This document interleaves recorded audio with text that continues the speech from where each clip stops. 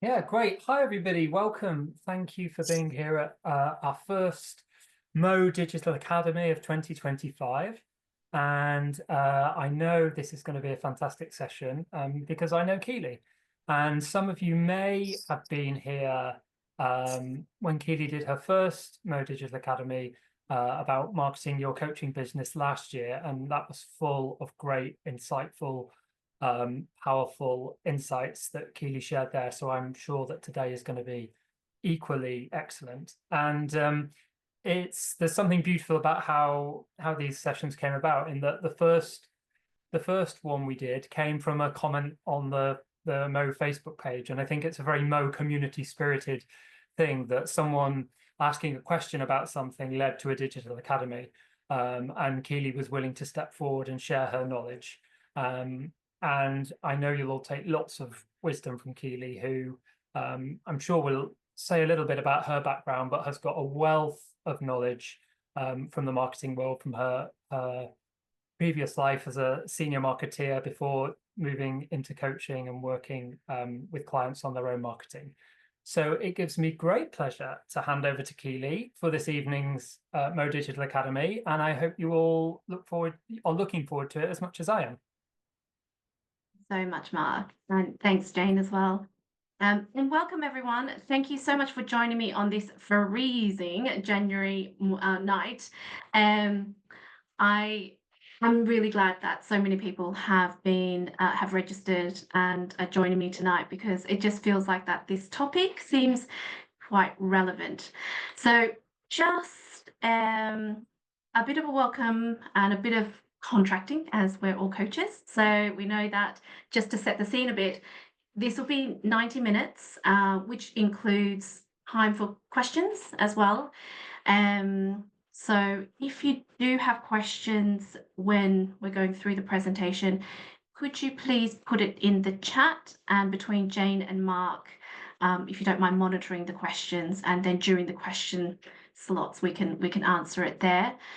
Equally, if a question comes to mind during the question time, maybe just raise your hand so it's a little bit easier to manage.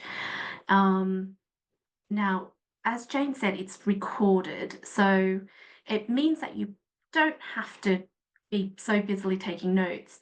I will be going at a bit of a pace because I did try to whittle down 20 odd years of marketing experience into 90 minutes and found that a bit difficult. So I'm covering kind of 5 key topics, but in 90 minutes.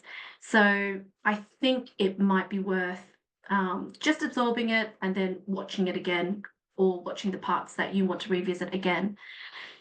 And like I said at the start, for me, I love presenting, but sometimes it's a bit hard when I'm presenting on Zoom and I'm not presenting to people's, expressions and energy. So anyone who would want to be on camera, I really welcome that, so I can actually see your lovely faces, and if you're nodding to understand, that just really helps me as well. So if you can be on camera, that would be great. If not, I totally understand. So just a little bit about me. I'm not going to spend too much time on this, but like Mark said, I have quite a bit of experience in marketing. So I kind of see my previous experience as 3 key pillars that has led me to what I'm doing today. And the first one is marketing for big global companies. I started in Australia, worked for Nestle Ice Cream, best job ever. That was great, but 5 kilos heavier, so give and take. But loved it there and had a fantastic base for launching new products, launching new flavors, a lot of innovation, and a great basis for my first experience into corporate branding and marketing. Then when I came over to the UK in 2005, I worked for Heinz. I've also worked for Birdseye, Associated British Foods, who you may not know, but the brands that I worked on were Kingsmill, Allison and Bergen Bread. Worked for Pfizer as well and a couple of other brands, but not as big as these ones. In 2014, shifted quite a bit in my life where I thought, actually, I wouldn't mind working for myself. It was driven by redundancy, and it just totally changed my perspective of relying on climbing the corporate ladder. So 2014, started my own company with business partners called Jewel Homes, randomly, because it probably is random, that it's a lettings and estate agency up in Glasgow. Long story. It's another 40, odd minute story there, so I'll skip that one. But I am also in property investment and development, and Global Opportunities Group is that as well. So I do also have another business while I am coaching as well. And then KiAura was born, oh gosh, I can't say last year anymore. It was end of 2023. So still getting used to that, but we're about 15 months in, and loving it. But still had quite a bit of a journey to get to my niche and speciality within coaching as well. And I'm really happy to say, Katrina's on the call tonight, and she was my coach back in 22, which really led me onto the path of coaching, and also led me to go through MOE certification as well, which I did in March 23. So that was my taster of coaching, and I absolutely loved it. I also love self-development and understanding personalities. I think that's kind of the common theme with marketing and branding, is really understanding people and understanding behavior. And for me, I was really intrigued. We used a tool called the Enneagram. The Enneagram we used part of my coaching, and I absolutely loved it. So I also became an accredited practitioner with Integrative 9. And finally, I am currently doing a course with 3D coaching called Transforming Conversations. And that's with quite a few people know Claire Pedrick here, but she's a very good friend of mine here in Melbourne.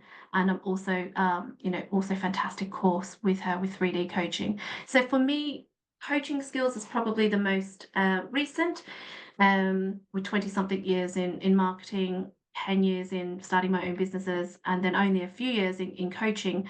But what I really love is bringing coaching conversations and coaching questions into helping my clients to develop their marketing plans.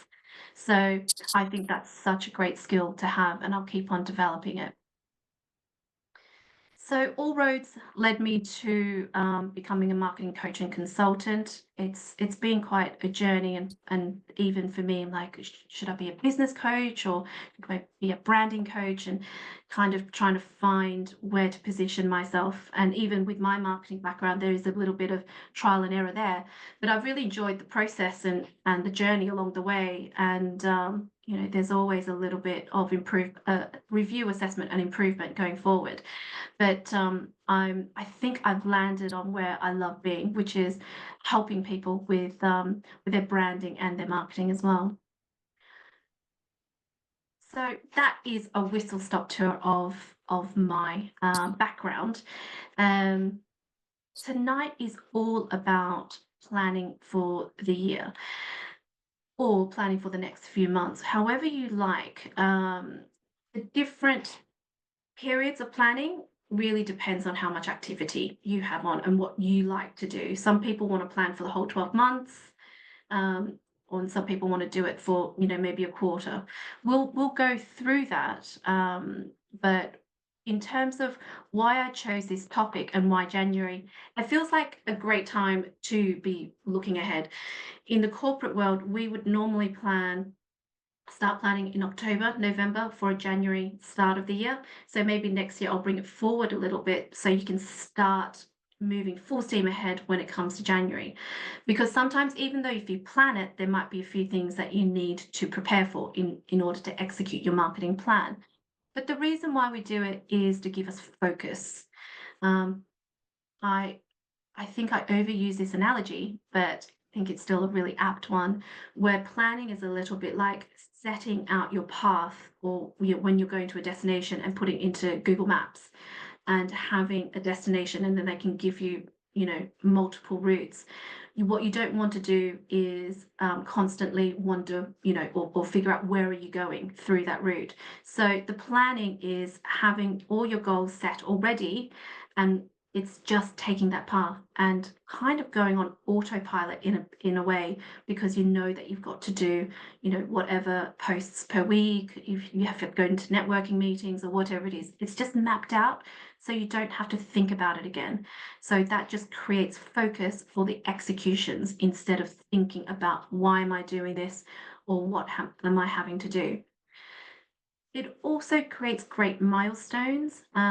I don't know about you, but I'm a procrastinator by nature. And if I have a big task and I say, okay, I want to launch it by June, I might wait until May until I start doing it.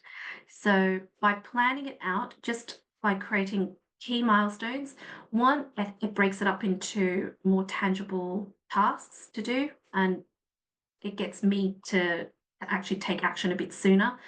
But two, if they're quite key milestones along the way, it does really help to feel like you've achieved something.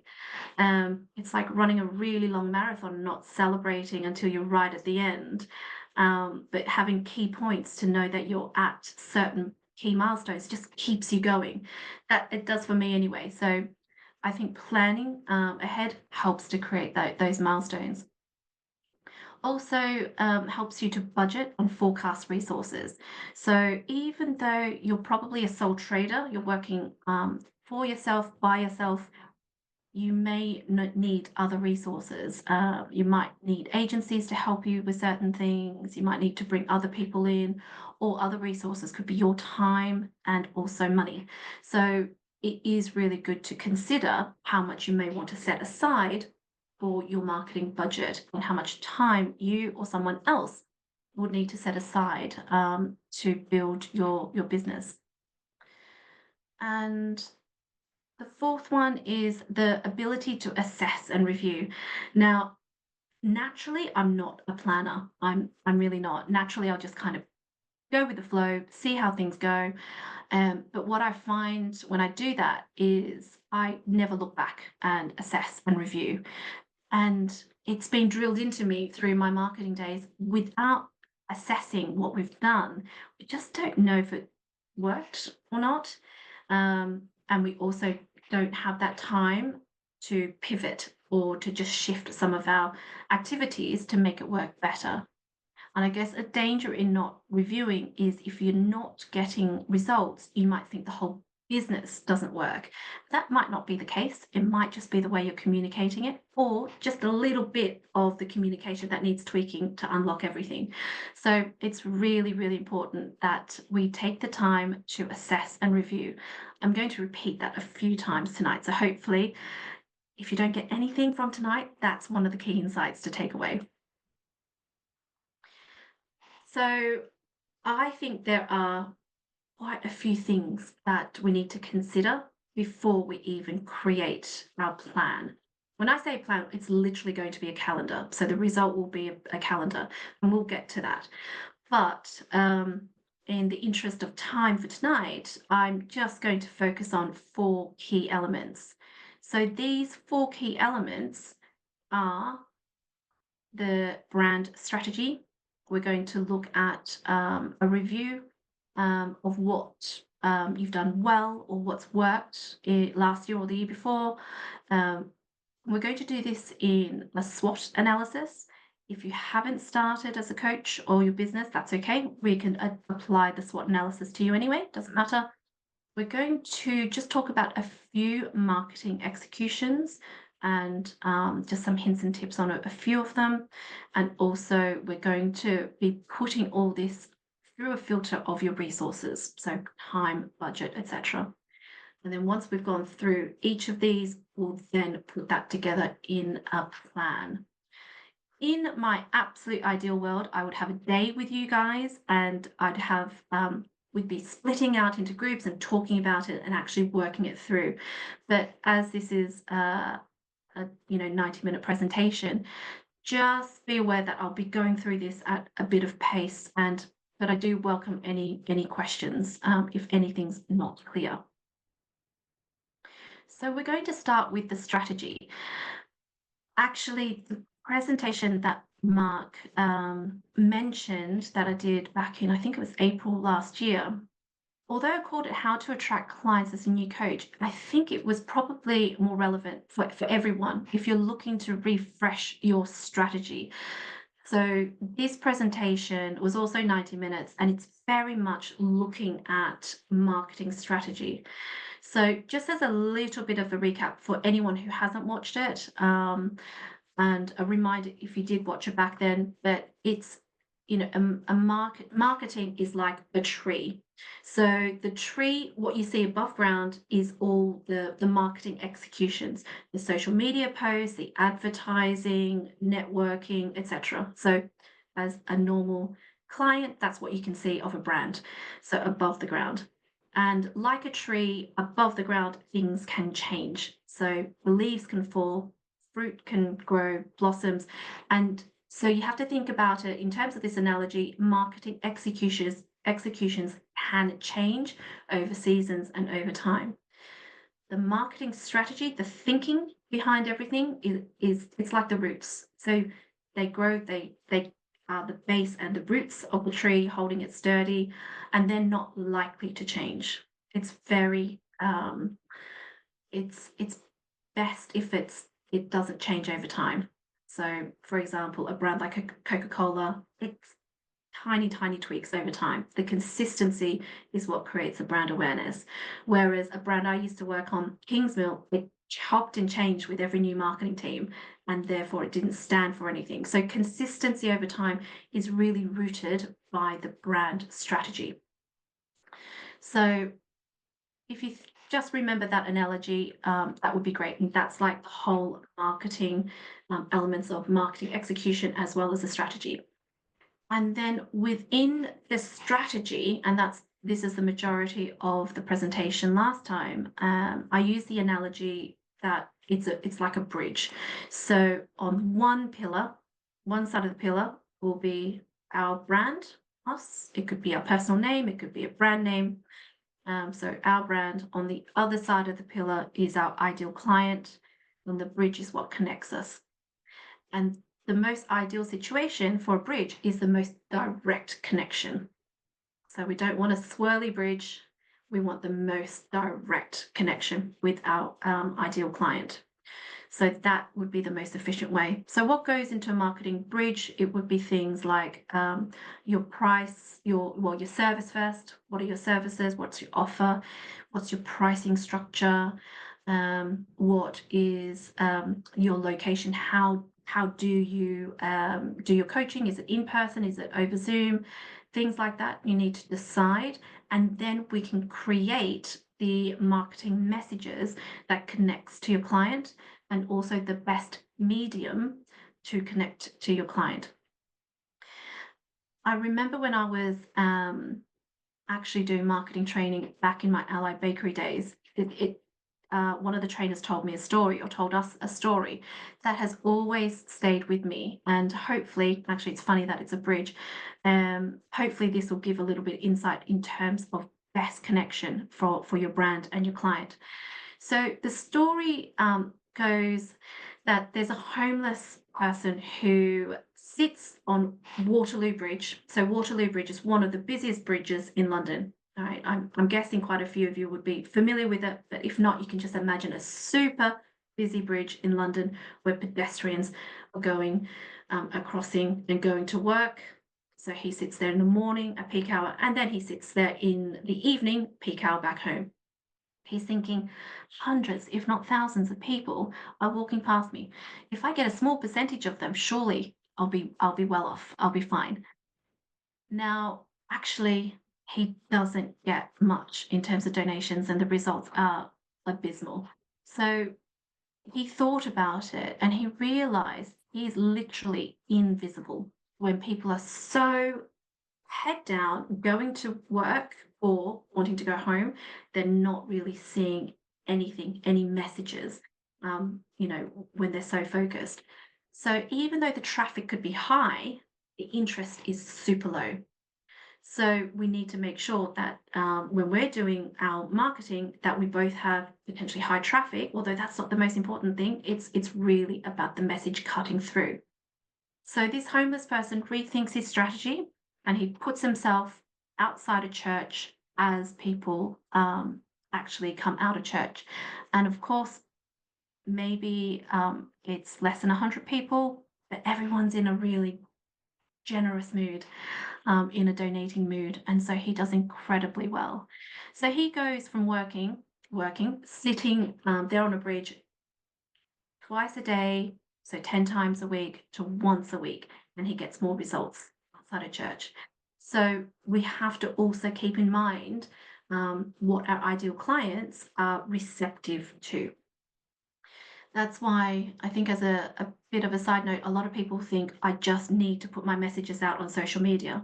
To me, that is a bit like you're sitting on Waterloo Bridge hoping that people will be receptive.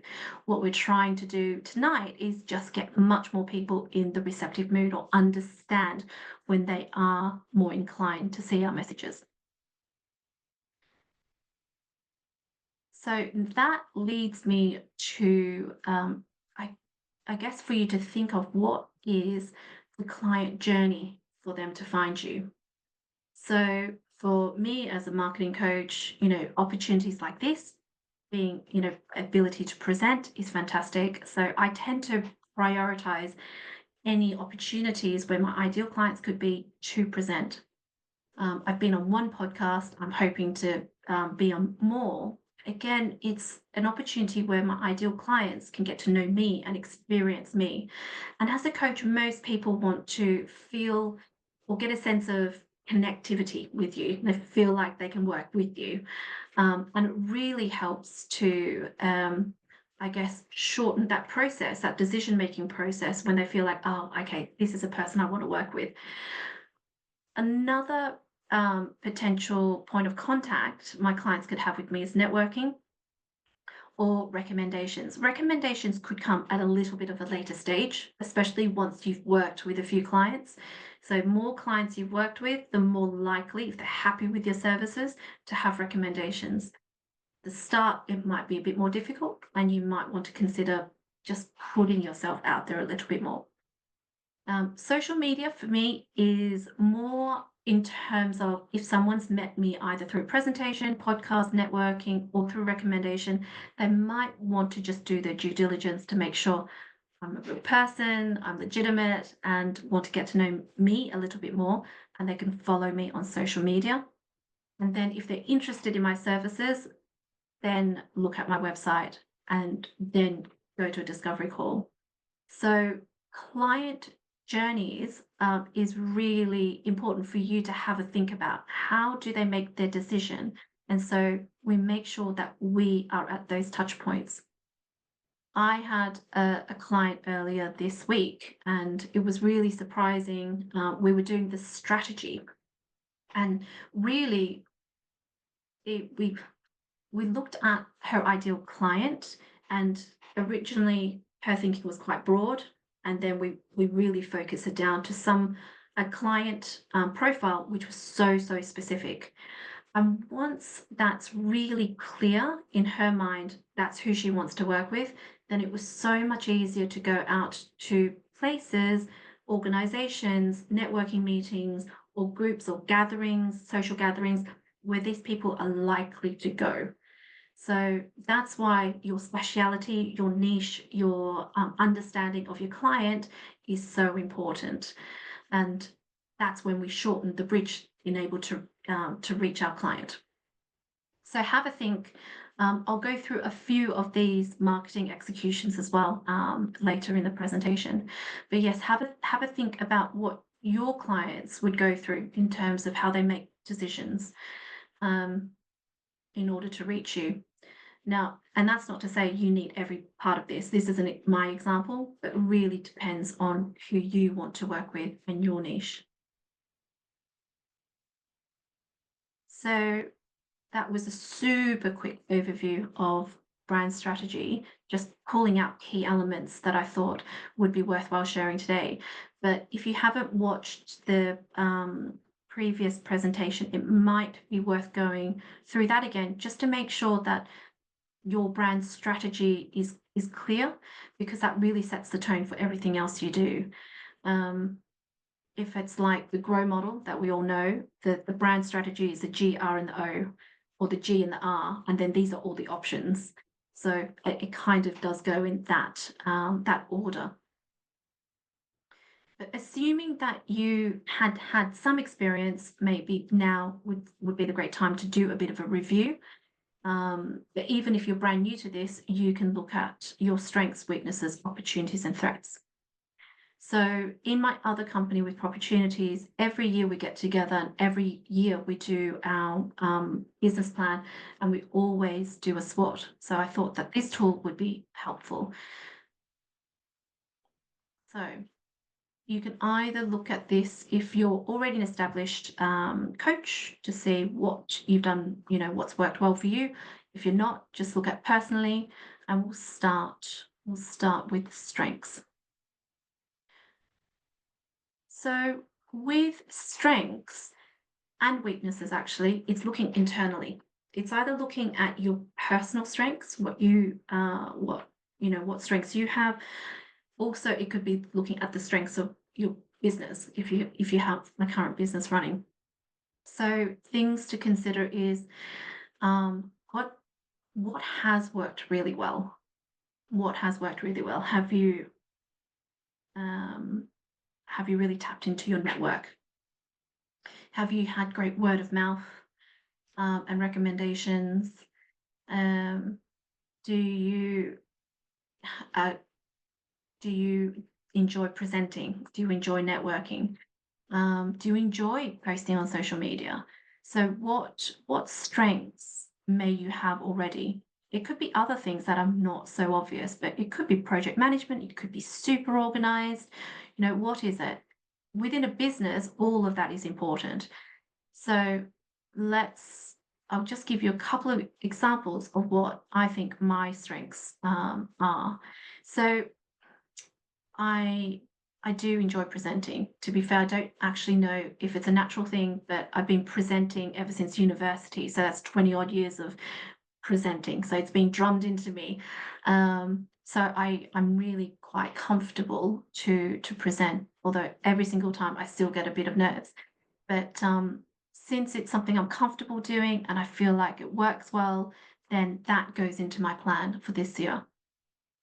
I also have a strong network, and to be honest, I didn't really like, reaching out and asking people, do you know anyone who needs marketing coaching? I didn't like it, but actually, it's worked quite well. It's worked quite well for me. So continuing with my network, I think works well, and I've had to overcome some personal kind of ickiness with that, but as I do more of it, it becomes a little bit easier.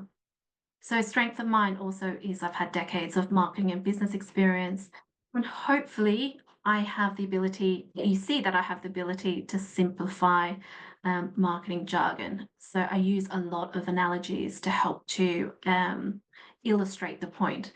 But because it's so ingrained in me through decades of it, if any jargon comes up, please just ask in the chat, and I'll definitely cover any marketing jargon that slips through. So weaknesses. Again, this is internal. What are you not so great at? What areas could you develop in? What could you improve on that helps to create your marketing plan for this year?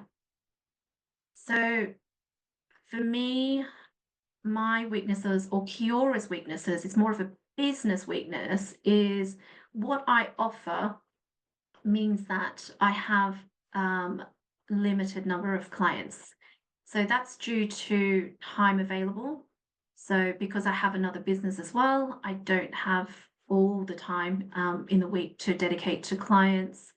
And I imagine that's for a lot of you as well, if you have other commitments like a full-time job or a part-time job, or if you're a parent as well. So maybe we're doing this more on the side, that there is limited time available. So for me, because of my other business, my time availability means I can only reach a certain number of clients. I also have a premium price point, and that's okay for some people at £150 an hour. Some people are absolutely fine with that, but I also often hear that that's too much, and they're not able to use my services. And that actually makes me a little bit sad, because I think I'd like my goal is to reach more people, to help more people with their marketing plan and their business. And also because my offering is one-to-one coaching, I guess that goes back to time availability. I love it because my clients have the focus, but it also means that I can only reach very few people with the time I have available. So in an ideal world, I'd love to be able to have a wider reach. Even as a marketeer, I do struggle with social media and having so many different social media platforms and pages. So I have my personal ones on LinkedIn, on Instagram, on Facebook, and then I also now, as of November last year, I have my KiAura ones. So that's still something for me to develop and work on, is to move more people from my personal to my brand social media pages, rather than, following me on my hikes up the Malvern Hills. Although it could be interesting, but I'm hoping more people will follow me on KiAura. Another weakness of mine, and I think it's true of most people when you start off by yourself, is that you're doing everything yourself. 10 years in the business, I'm still doing a lot of my own thing. And especially when KiAura started, the budget wasn't there to outsource as much. But I've got into this habit of doing everything myself, supported by my husband, but mostly it's me doing all the admin as well. So I think that is also an opportunity for me to outsource quite a bit of the admin, so I can free up my time to coach more. So hopefully that gives you an idea of what kind of weaknesses that we cover within our SWOT analysis. With opportunities and threats, we now look more externally. Opportunities could come up from strengths and weaknesses as well, but also what is out there tends to be where we look out for opportunities and threats. So with opportunities, as an example for me, knowing that my weakness is reaching only a few clients, I recognized quite a few months ago, actually, because a lot of this is marketing training and marketing content, I could record, I can film, do videos where my clients can watch it in their own time, and then come to me for coaching on the bits that they need a little bit more digging deep on. So that's what I've been working on in the last few months as well, is to create those marketing contents.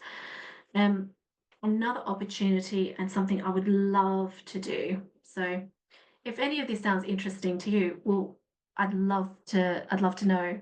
We have a feedback session at the end. So if you have any feedback for me on any of these, this is great. This is like my personal focus group. So it's such a bonus for me.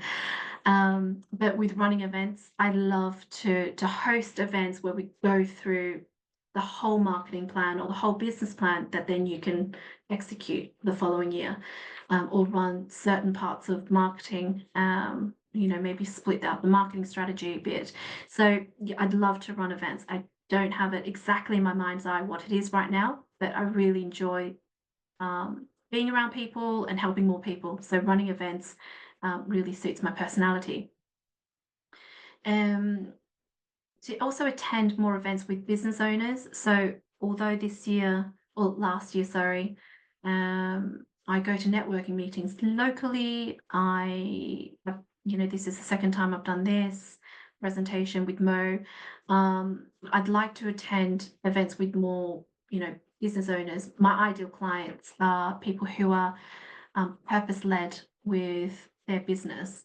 And so I'd need to sit myself down and go, okay, where are people more purpose-led? And that could be when they come out of some self-development training, for example, and they decide actually full-time work isn't for me. I want to start my own thing because it's more purposeful. I'd like to probably connect with companies like that. So, and then that leads on to the next one, partnership with training companies. So a lot of personal development training companies can teach you what you need to upskill you in terms of doing the business, but how do you actually create the business is often missing. So I think that's probably an opportunity for me as well. So just moving on to threats. Threats again is external. I don't have a huge amount here. But AI, I think, is a threat for all of us in a way. I mean, I use ChatGPT to get their view on certain terminology or questions or things like that. So it is possible for you to use AI. I guess it's more difficult because you have to ask the questions, and if you don't know the process, then or the questions to ask, then it's not as useful. But AI is becoming better and better, and it is somewhat of a threat, although not really worried about it at the moment. There's direct competition. So other marketing coaches and consultants, and indirect competition, so more broader business coaches and consultants, which has a marketing element to them. So they can be competition as well. Again, not a huge concern of mine, but it's just something to keep an eye out on. And it's always good to know who's around you, because you may want to just keep an eye out on pricing structures and your services, what you're offering, just to make sure that you're, if a client does search around, that you're competitive. And then free marketing education. There's so much content on YouTube already. You can watch so many things that talk about marketing. Again, I'm hoping like not everyone drops off because they're off watching all the free stuff out there, but it is out there, and hopefully what I provide is better than that, or just different spin to that. But yeah, all of those could be a threat to me. So just other things to make sure that your plan is sustainable. I think for me, this is a way to prioritize. So I ask myself, what am I good at and I enjoy doing? If I'm good at it and I enjoy doing it, then I'm more likely to do more of it. And so it's more sustainable. So I like presenting, I like networking, and I like being a podcast guest. I don't actually know if I'm good at it, but with more practice, I'm sure I can get more good at it. So that's something that I would prioritize as my marketing executions that I'll put on my plan. The next priority would be something that I need to develop, so maybe not so great at, but I want to do or need to do. So I really want to do facilitation of events or group coaching, like I said, and I didn't know I needed to do this until I realized I want to reach more people. The answer was filming marketing content. And I'm okay with being in front of the camera. Being behind the camera and filming is a total other question. So I'll come on to that in a minute. What am I good at that someone else can do? If I spend time thinking about it, I am good at my social media posts, but it is time consuming for me. So I have been outsourcing it, or outsourcing some of it. So that helps me prioritize. And then what do I need to develop some not so good at, and I can definitely ask for help on and outsource it. And that was being my videographer for the filming of the content. So I did that filming back a few weeks ago. And my goodness, that was so much easier than trying to be behind the camera and in front of the camera and also think about the editing. It was just too much. So sometimes you need to experience it and then think, okay, is it too much? And then pivot. So that's an example of assess and pivot. And that's how I prioritize. So I prioritize the things that I'm good at, enjoy doing, and then down the bottom is I need to develop and someone else needs to do it. But yeah, is lower on my priority. So again, in a very, very whistle-stop tour was just the SWOT analysis. And I'm going to actually take a breath, pause, and take questions if you have any questions at this point in time. I can't actually see the chat, so Keeley, there was one from JP. JP, if you want to take yourself off of mute and ask Keeley direct. Yeah, hi Keeley, can you hear me? yes, I can. Hi, JP. Hi everyone, Happy New Year. So I just wanted to ask in terms of there was a point and it was quite a timely question because you said, oh, it was your resistance. And I think that was around just to go back, yeah, you said you had like an and an ickiness about something. And Oh, I think yes, it was no, like your price point or something, because I've been kind of going through my resistance of sharing that stuff. And you said it's been going quite well, but yeah, it was about that question really. yes, I remember it was the ickiness about asking my my network for referrals or recommendations. I think that was one of the icky kind of feeling. And then once I tried it, and to be honest, JP, what that point, I really reduced my rate. So that was much more accessible for anyone recommending me.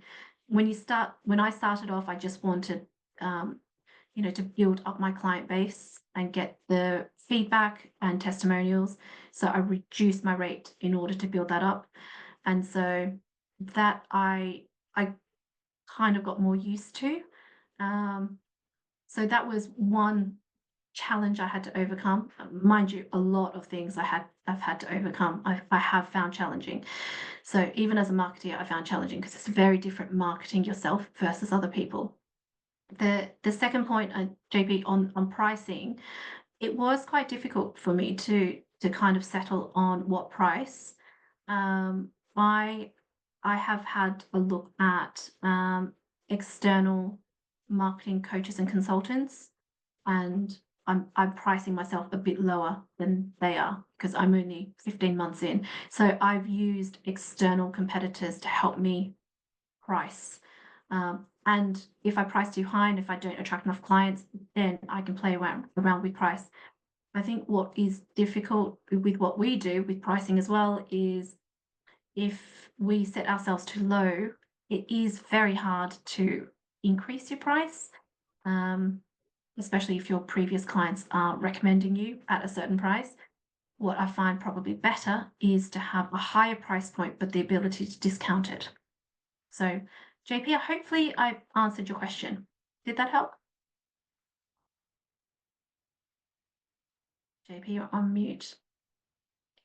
So yeah, very helpful. I just found that I was curious about after how long did you increase your price to, and like what percentage, for example, or what would the fee difference in terms of the first time and then like gradually increase to a higher price point for you? Yeah, I think everyone's different. Absolutely, everyone's different. And your ideal client would also really have the input into what price point that you have.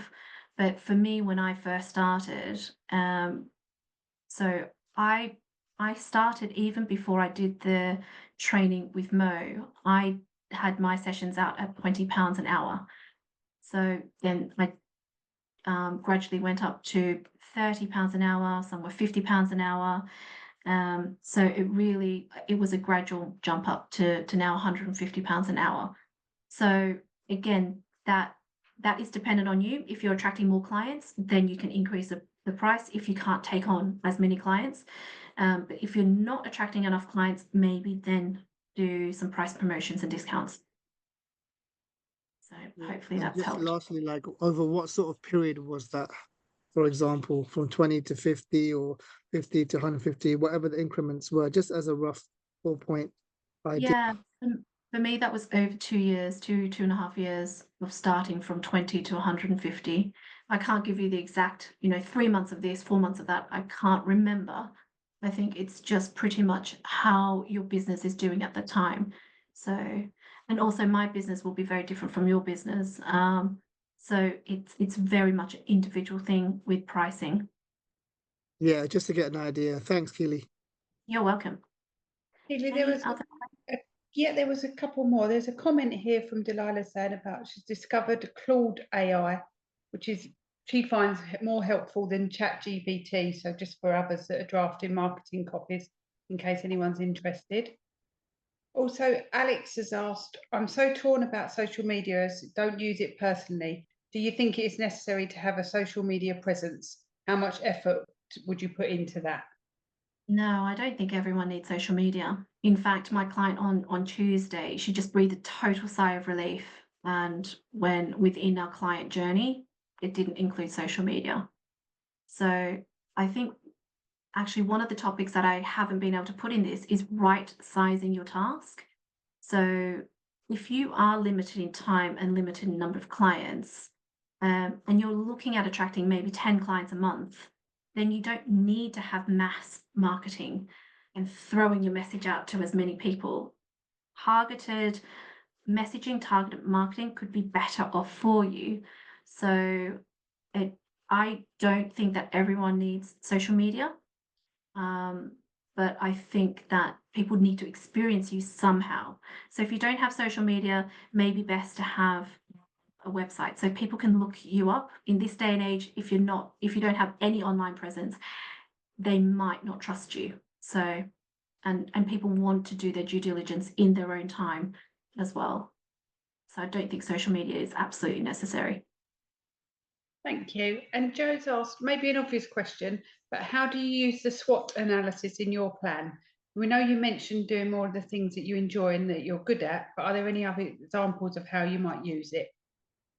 Yeah, so I prioritize the strengths, but also the SWOT and the weakness. So if you saw the weakness was my people, the number of people I reach, how limited it was, it then went into my opportunities. It helped me to create an idea of, okay, how can I reach more people without spending much more of my time? So the video content will help with that. So that just helps. And with a SWOT analysis, the way I've done it in the past, it's not just for an hour to work things through. I think things come to your mind as and when. So you can have it up on your wall and just as and when things come to your mind, it could be a strength, it could be a weakness, an opportunity or threat, just put that up on your wall.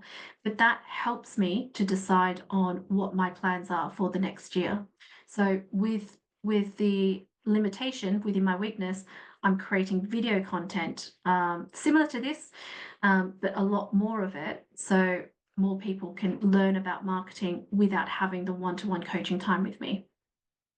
So hopefully that's an example of how a SWOT analysis is useful.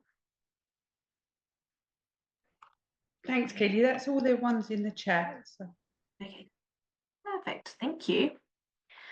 Okay, so we're just going to now move into the next ingredient that I think is important, and that's just highlighting some of the marketing executions. So I've got a doggy here because it's the doing. If you watch the previous presentation, we had the doggy thinking, we had the doggy doing. So it was more the action. What's the executions that you might want to consider? Now, just make sure that all of your executions link back to your strategy, link back to your client journey. There has to be a reason why you're doing it. I think that's why some people get really overwhelmed thinking, oh, there are brands out there that have such a great social media presence. They're on everything. They're so polished with what they do and they're posting 3 times a day and I need to do that. It's not the case. It's your strategy must be right for you and also right size to what you're needing in terms of number of clients. Typically, those ones who put so much behind social media ads or paid for ads are more mass marketing, for example. So let's always link this back, what you do with your strategy. So the first one I'm going to touch on is website. I don't think everyone needs a website, but in my client journey, I think website is probably even a little bit more important than social media. And that's where, okay, you're engaged now, but I want to find out a little bit more about what KiAura offers are and a little bit more about how I can engage your services. So that's the point where you go to my website.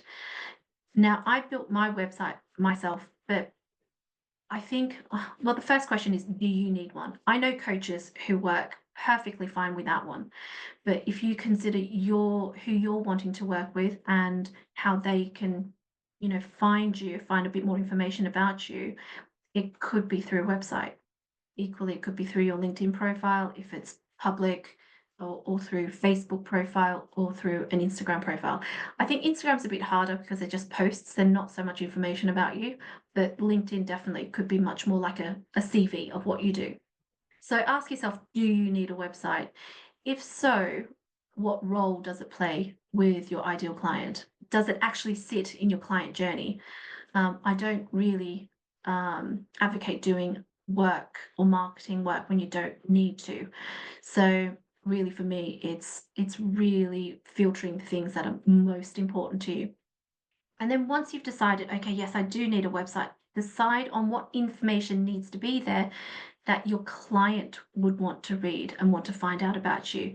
So just be much more selective and be much more to the point of what your client would want to know about you. So that will inform the tabs of your of your website, sorry. And then before you even start building it, work on the copy and collect the visuals. So for me, visuals are really important. That it's not stock photography. It's easy to use stock photography, but I think as our businesses are so much based on personal trust and connection, I think it's more powerful if people can see who they're going to be working with. So I really do recommend having your photo on there. It doesn't have to be a professional photo shoot, but I do recommend having a photo or two of you on there, so your clients know who they're working with. And then you decide to do it yourself or a website designer. I am happy with a really simple website. It's not complicated. They're not buying products from me. It's, there's not a huge amount of complexity to my website. I'm going to have to upgrade my website because I'll have video content on it. So that's in next year or this year's plans to do. But decide whether or not you have the appetite to design it yourself. There's so many softwares out there.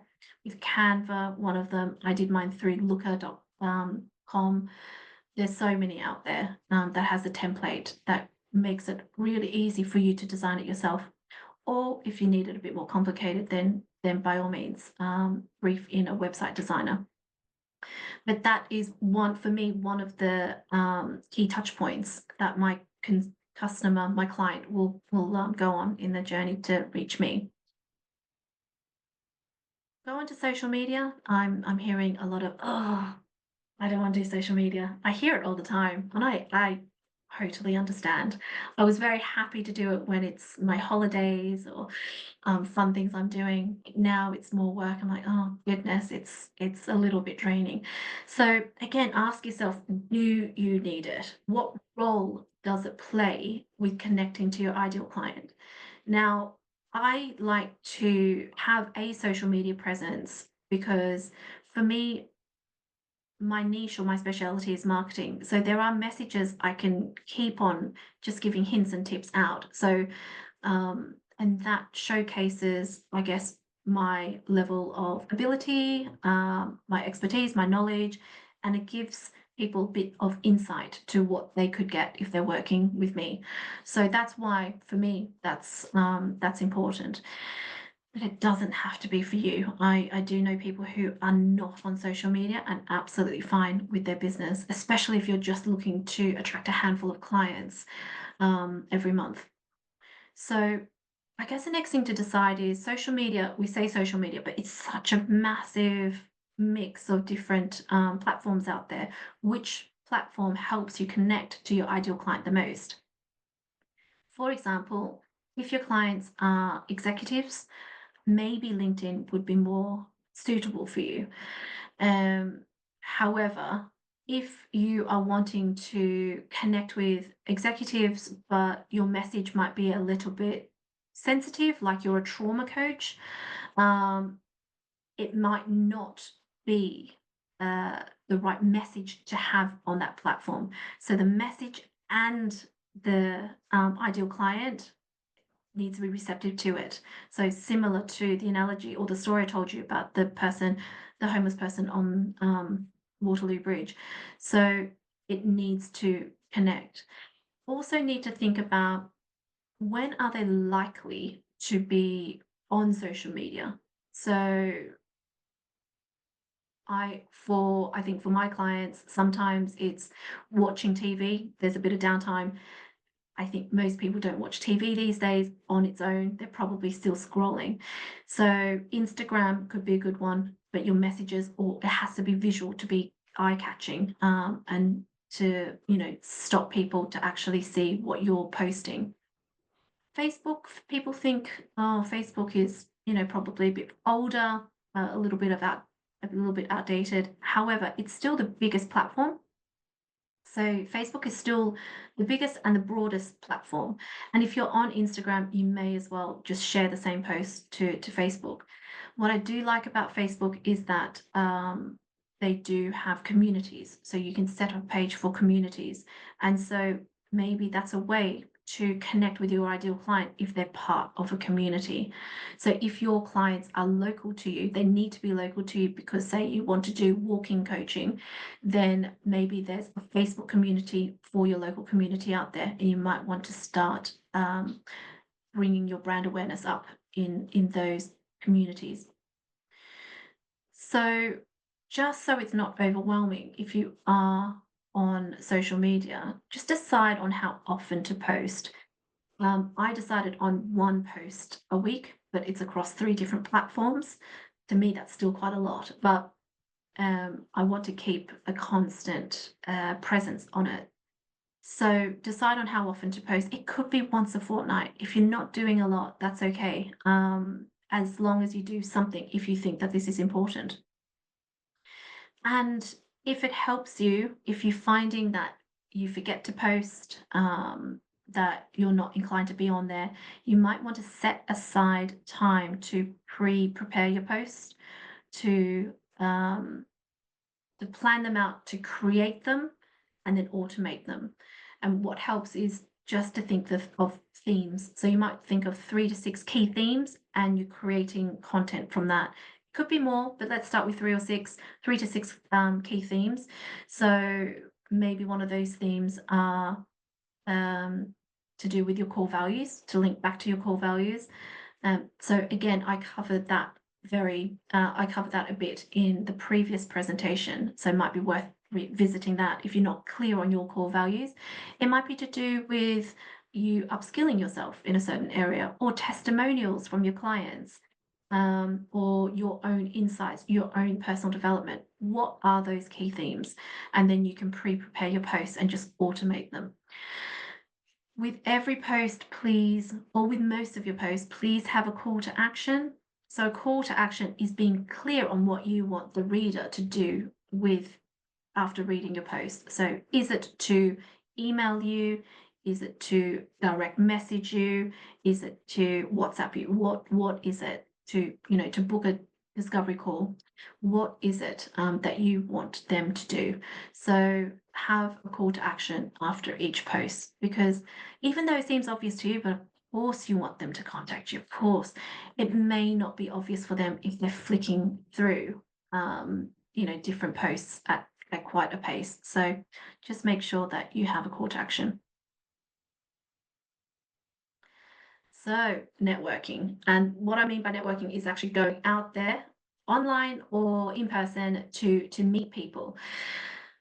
I already feel a bit of a when I say networking, and I have a lot of friends locally that go to networking meetings but feel exactly that way, and probably because they're introverts.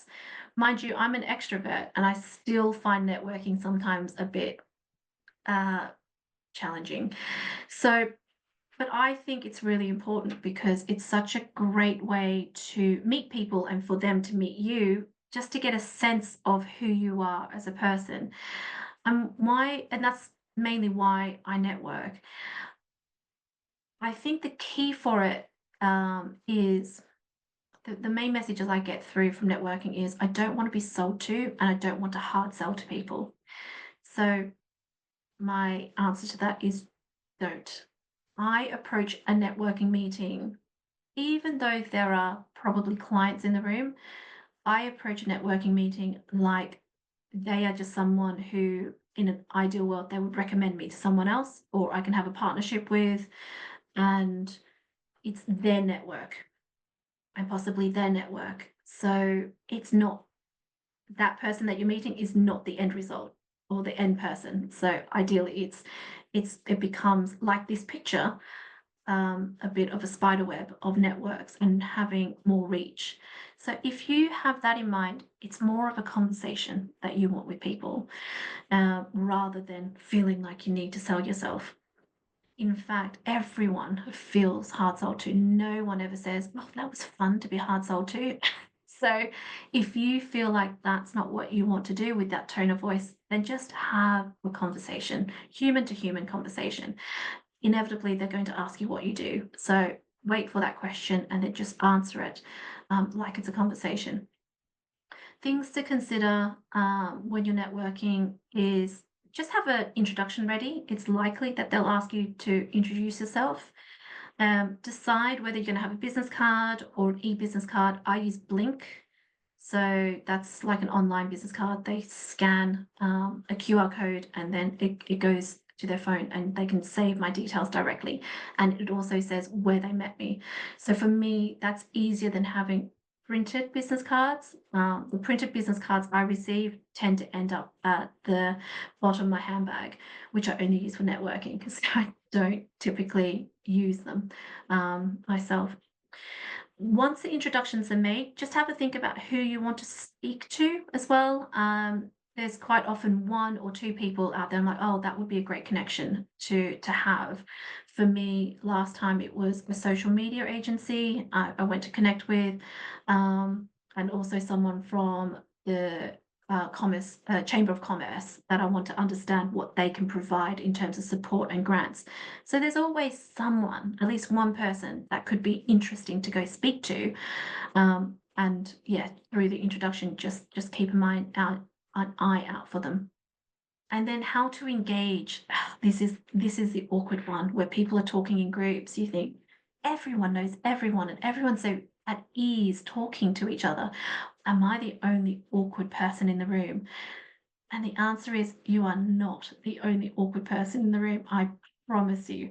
So I've had people who have come in, cut into a conversation, and then I've been moved out of conversation before. It happens. Don't take it personally. It does happen. So what I like to do is actually take friends with me. And then I just look out for my friends and I start walking towards them.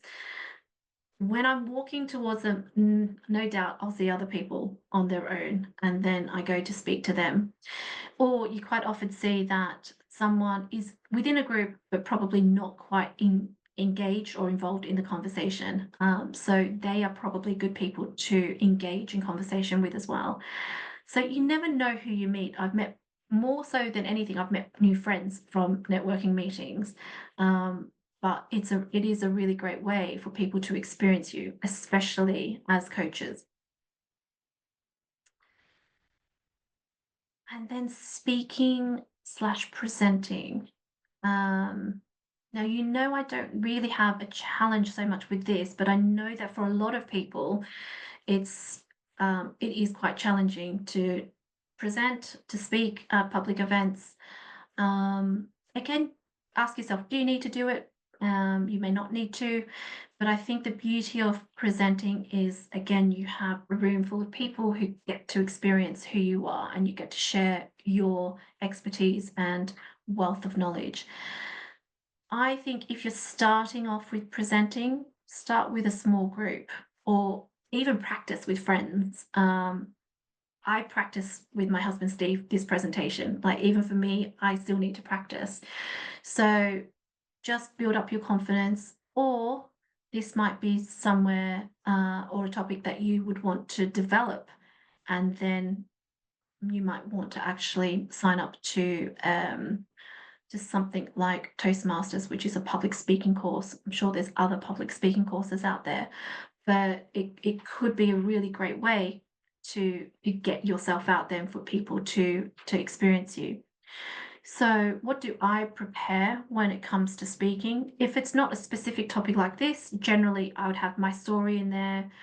Who am I, or who is KiAura? What do we do? Who do we love working with? What do we offer? Why choose us? And a call to action.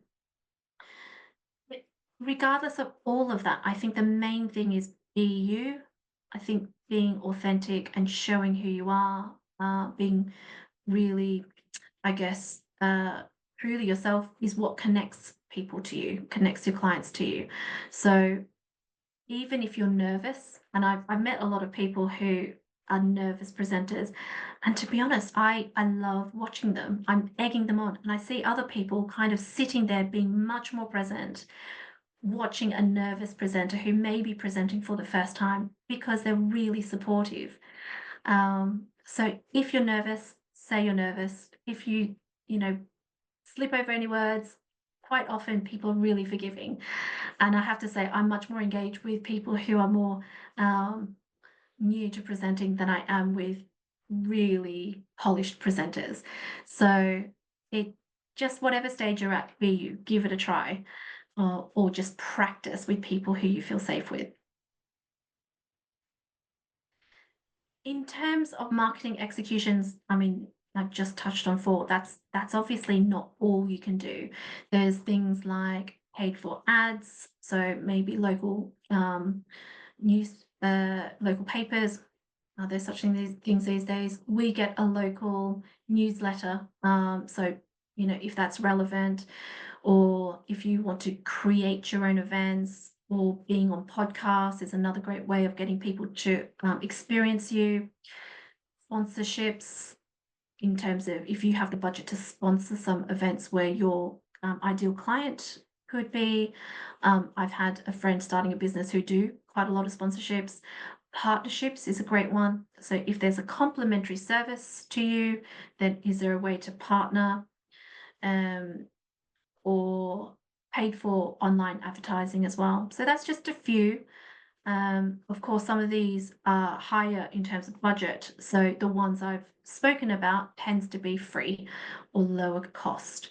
So that's why I've covered them first. But if this is one of the better options to connect with your ideal client, then you might want to budget for it. So again, very quickly, that was a bit in terms of different marketing executions you can consider. And I think, yes, if there's any questions, again, I went through that pretty quickly. So any questions, Jane, that you can see?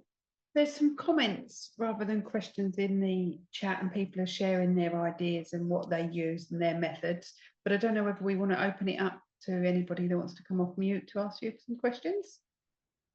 Happy to take any questions if anyone wants to come off mute.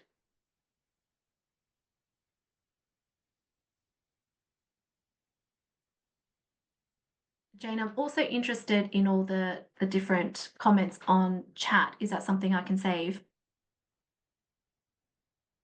Yeah, absolutely. I'll get those to you. Yeah.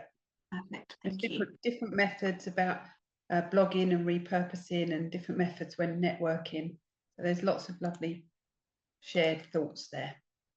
Love it. Brilliant. Okay, any questions about that, please feel free to put it in the chat and we can come back to it. So I'll move on to the next section, which we don't have a lot more to go, but the last ingredient that goes into our plan would be resources. So what do I mean when we look at resources? If you're starting new, you might, and for example, I left a corporate job and that I had a laptop that was the company's laptop. So, do you need to invest in any equipment? If you're doing videos, for example, do you need to invest in a better camera, better microphone, better lighting? The things that I needed to consider more recently as well. So you need to invest in any hardware, technology, or even software. That all needs to go into your budget as well. You need to invest in yourself to upskill yourself. Is there any knowledge you need to learn or upskill yourself? For example, like I said, if you're not confident with presenting, you might want to consider a public speaking course. Is there something that you need to, I guess, invest in yourself to be a better coach and also to help you market yourself? Time. I think one of the key filters, one of the key resources you have is your time, and time is quite precious. And I think a lot of people underestimate how long things take. So a tip from me is that even with the smallest task, I put in a meeting with myself in my calendar and I block it out. And typically when it's in a calendar, I don't put in another meeting. So even if it's as, dull as, well, I tend to block out an hour to do posts if I haven't previously, done some pre-prepared posts. Yeah. So I do an hour, set aside an hour just to do one post. And if it doesn't take that long, fantastic. I win back some time. But what I used to do is have a list of things to do, and that list never, ever seems to shrink because I don't actually allocate proper time to it, and I always prioritize something else or someone else when I need to focus on tasks of my own. So time is an important resource, and be realistic with what time you have. And then I've got here processes and systems, and for me, that's routines. Now, if any of you are new and don't have a routine, I found this the biggest challenge actually coming from corporate into self-employment, is allocating the time to and the actual behavior to work on my business. Especially back then, I didn't have a strategy. I'm like, why am I doing this? What's my next step? What am I doing next? And I found it so hard. And it was amazing that year how clean my home was. And I don't like cleaning, but I'd rather clean than actually work on my business. So you might find at the end of the day, it's like, what in the world have I done? So setting out time in your calendar and putting your actual a meeting in for you to do it might help. That was a technique that I learned during my Nestle days. And I'm very driven by color. So I color code specific tasks. And if I don't end up doing it for some reason, because I underestimated time, I just move that to another time slot. So I'm not booking in other things in that time. So that is a really quick run through of resources to consider when you're creating your marketing plan. And I'll now illustrate how this looks like for me. So we'll go into mapping out 2025. So I don't tend to map out the whole year. Of course you can, but it's a lot. It's a lot to put into a year. You can do that at a very top level and then maybe then zoom in to, maybe just the next few months. But I'll show you an example of mine for the next 6 months and 3 months as well. So from my SWOT analysis, from my what I like in terms of different executions and what executions that will reach my ideal client, I've decided we'll have a low level social media, and I'll post on Instagram, twice per week. Actually, my one is actually to post on 3 platforms once a week, and then 2 networking meetings a month. So I also include in my calendar activities that I might need to prepare for. So things like I need training for, or I'd like to be invited to a podcast by the end of March. So I'm going to put it out there. If anyone knows of a podcast that I can be on by the end of March, that would be great. You can help me with one of my goals there. But again, it's something that I need to prepare for. I need to go out and find what podcasts I'd like to be on that's relevant for me and start connecting with the right people. So even though it's not something that is absolutely confirmed, it's a goal of mine, and I put it on my calendar as well. Research small business publications, or actually partner with small businesses or training companies. So that's something I identified as well. That could be an opportunity for me. And like I said, update website. So anything that I need to prepare for, I also put into my calendar. And then I map it out on Excel. I find Excel the easiest to use, but if you're not loving Excel, then by all means, do whatever you like. Some people like to draw it out, and that's absolutely fine as well. So what we're talking about is actually creating a calendar. And then again, sense check that you have enough time and budget once you map it out. So always with the filter of your resources. And then in terms of prioritization, for me, it's more sustainable. And I've said this before, when you enjoy what you do. But also it's worth doing what you may not enjoy doing, but you've had good results in the past.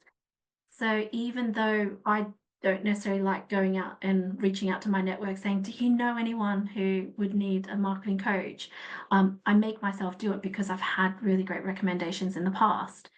But prioritize what is most likely going to reach your ideal client, what you're good at, and what you enjoy doing. So if you continue doing that, I think that's the most sustainable way for you to have and execute your marketing plan. And if you need help, get help with what will reach ideal clients, but you find difficult or challenging. So a lot of my clients don't actually realize they have a great network. It's not until our coaching sessions that I say, let's have a look through your phone and who within your contact could you reach out to? And one of my clients literally said to me, they can reach out to maybe 5 people, until I gave them a challenge of reaching out to 50 people. They reached out to more than 50 people just because now it's top of mind. And when it's a bit of a challenge set by a coach, they're more likely to do it. But you may not know that you have the opportunity there, or the resources there, until you look at it. So sometimes just getting that little bit of help could unlock you. So this is an example of my 6-month calendar, and I can continue this for 12 months, but it's unlikely I'm going to, execute the whole 12 months. So I like to do it in smaller chunks. So 6 months, I'd like to have the opportunity to present more. I've got in there holidays, again, an eye on time. It's not realistic for me to plan in too much when I'm on holidays in Australia, from mid-January to end of February. So networking, I have 1 this month, but once I'm back in the country, I'll be looking at doing at least 2 a month. I always really like exceeding my goals as well. So I put 2, I might try for 3 or 4, but I know I can do at least 2, and I've identified which 2 I'll go to constantly as well.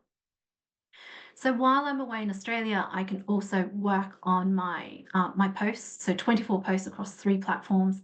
I can work on that and pre-prepare that. It's a good time to do that. And then I'll automate it. So I have 4 posts going out per platform per month. So it's 1 a week. I mentioned that I had filmed some marketing training videos, and so throughout February and March there will be editing of those, and then hopefully I'll be able to update my website during that time as well and go live with the videos in April. And like I said, I'd love to be on another podcast. I'm aiming for 1 a quarter, and so throughout January and February I'll be looking at where that opportunity could be for March, and then also in June. So roughly that's kind of my plan, my marketing plan for the next 6 months. Sometimes when you put things in a monthly calendar, it could be really overwhelming. It's like, oh wow, that's a lot. To me, that previous one didn't feel like a lot, but I can understand if you're starting new and not used to it, it could feel like a lot. So then I break it up into weeks. What would have helped is actually which week it is, but there's about 5 weeks in January where we're here. So I have got this planned out in terms of weeks for 3 months. And then once I break it out into weeks, it feels much more achievable, to be honest. Like, oh, okay, 1 week, this week I'm doing a presentation, but actually I have all this time off before I need to do another one. Networking I've got in there as well. So I've planned out the same activities, but just by the week. And then my next steps would be actually to put it into my calendar and set it out as a meeting or things I need to do in order to make it happen. I think one thing I added in that I realized that I didn't have in the last one is just because I've just booked it in with a friend in Australia is a photo shoot. So as I'm updating my website, I'd like to update some visuals as well. And my friend in Australia is a professional photographer, so I've got that in. So hopefully that gives you a bit of an idea of how I do my my plans for 3 months or for 6 months. This then creates kind of a KPI for me, a key performance indicator. I don't need to really use that, but it just helps me to put those activities in the calendar that I don't have to rethink. It's like that journey, like I was saying, I don't need to rethink it every time which way I'm going. I'm just going to execute it because I've already done the thinking. So we're coming into land now. That is pretty much the end of the presentation. I don't know if that's been too quick, if it's not enough information. So it would be amazing if you can offer feedback, which will give you the link at the end. But if you do want some help and you want to dig a bit deeper into your plan, or if you need help in your marketing strategy, then by all means, book in a discovery call. So it's a free 45-minute call with me, and we can just talk about where you're at and where you might have challenges to overcome and what your goals are. So I prefer if you could email me at connect@KiAuraCoaching.co.uk and just let me know very briefly, when you'll be available and what specifically you'd like help on, or we can just talk it through. As Mo has been so kind in arranging this for me, and as per previous time, if you watch the other video, I offer a special offer. Now you guys know I'm in Australia until the end of February. I'm not looking at any new clients then. I'll do the discovery calls, but I probably won't take on any new clients until I'm back in the UK, just because of availability and time difference. So for March, April, May, if you book in 4 sessions, it'll be at the price of 3, so 25% off. And again, that is for those 3 months only. And yeah, we can always do the discovery call before then. If we do the discovery call before then and you would like to have the coaching sessions, what I'll end up doing is probably giving you some questions to work on before our first call, just so you have a bit of a draft plan ready to go through. So we won't be leaving February, too empty for you. And the other offer, as you know, I'd love to do events eventually and also to have more experience with group coaching. This is one that I thought would be a great win-win for both of us, because I'd love to do group coaching and therefore help more people. If you create your own group up to 4 people, I don't think, for me at least, it would work for more people than that at the moment. You could share the cost of the coaching. So that will be £150 an hour and shared across the 4 of you. So if you know 3 other people, or up to 3 other people that you'd like to work with, then that is a great way of bouncing ideas off each other and also sharing the cost. It happened actually naturally off the back of the last presentation, where someone brought in a friend and they end up sharing a cost. So I thought I'd open it up for you as well. So again, if you're interested in this, by all means, just email me. And then, like I said, I love telling you all my plans because you know all my goals. if you're going to follow me, please follow me on KiAura, the brand pages, as I'm moving people across there.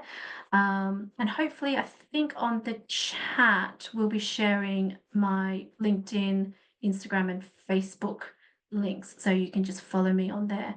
Also, if you're on Linktree, just find KiAura Marketing, and all of my the different ways of connecting with me is also on there.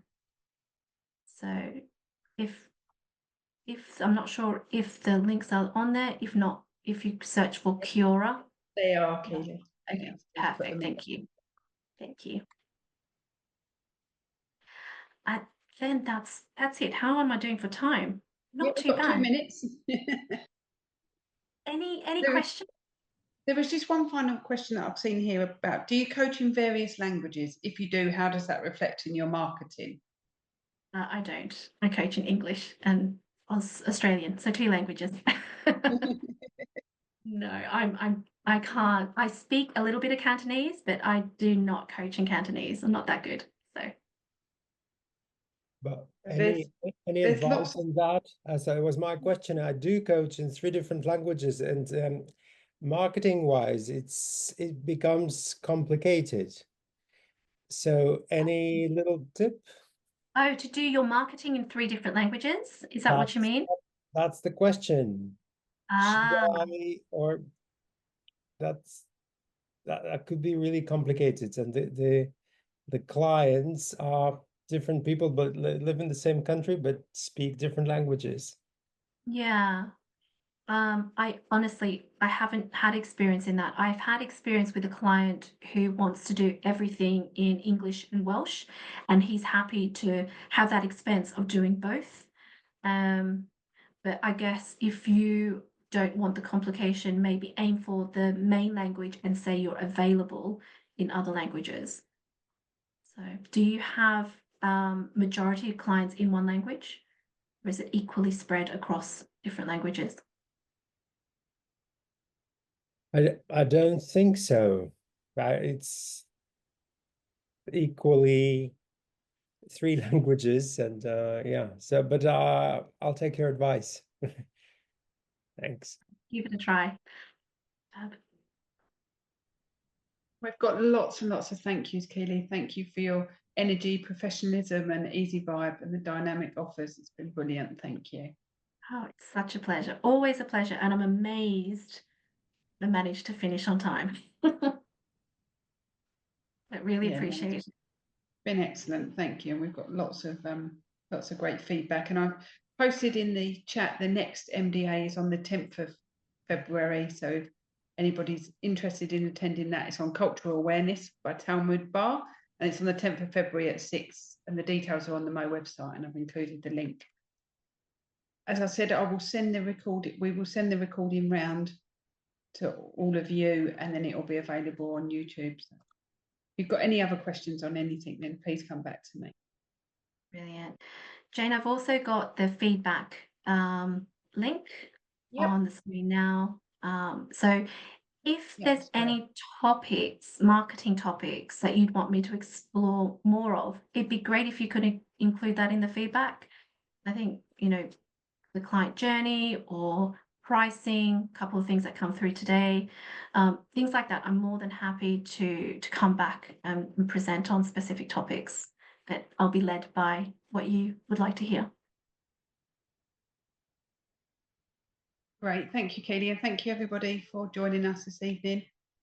Brilliant. Keep warm, keep well, and we'll see you all next time.